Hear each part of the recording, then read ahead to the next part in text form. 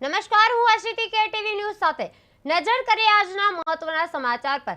મહેસાણાથી સમાચાર મળી આવ્યા છે। રાજ્યસભા સાંસદ મયંકભાઈ નાયકે ઉત્તરાયણ બાદ જીવદયાનો અનોખો અને પ્રેરણાદાયક અભિગમ અપનાવ્યો છે। તેમણે 150 રૂપિયા પ્રતિ કિલોના ભાવે કુલ 800 કિલો વેસ્ટ દોરી ખરીદી અને તેને મહાનગરપાલિકાને સોંપી હતી। આ દોરીમાં મોટા ભાગે ચાઇના દોરી હોવાનું સામે આવ્યું છે, જેના કારણે પક્ષીઓ અને માનવોને ગંભીર ઈજા પહોંચે છે। મહાનગરપાલિકા દ્વારા આ દોરીનો વૈજ્ઞાનિક પદ્ધતિથી નિકાલ કરવામાં આવશે। આ પ્રસંગે મનપા કમિશનરે ચાઇના દોરી પર સંપૂર્ણપણે પ્રતિબંધ માટે કડક નિર્ણય લેવાની પણ જાહેરાત કરી હતી। સમગ્ર કાર્યક્રમમાં હાજર રહેલા મહાનુભાવોએ મયંકભાઈ નાયકના જીવદયાના આ કાર્યને ખુલ્લેઆમ બિરદાવ્યું હતું।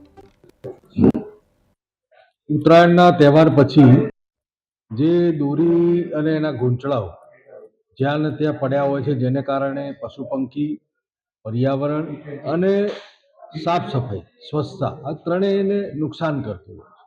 એના કારણે ગઈ સાલ પણ અમે આ પ્રયોગ કર્યો હતો અને આ સાલે અમે આ પ્રયોગ કર્યો અને 800 કિલો કરતાં વધારે દોરીનો સંગ્રહ થયો છે, જેને કારણે મને પ્રધાનમંત્રી મોદી સાહેબ કહેતા હોય કે સ્વચ્છતા જળવાય, પર્યાવરણની જાળવણી કરવી જોઈએ અને લોકોનો જીવ કેવી રીતે બચે, જીવદયાનો આ ત્રણેય વિષયનો સંલગ્ન આ એક દોરી પાછી લેવાનો અમે કાર્યક્રમ કર્યો હતો અને મને જણાવતા આનંદ થાય છે કે આ કાર્યક્રમમાં ખૂબ બધા નાગરિકો જોડાયા અને જેને કારણે આટલી બધી દોરી એકઠી થઈ છે।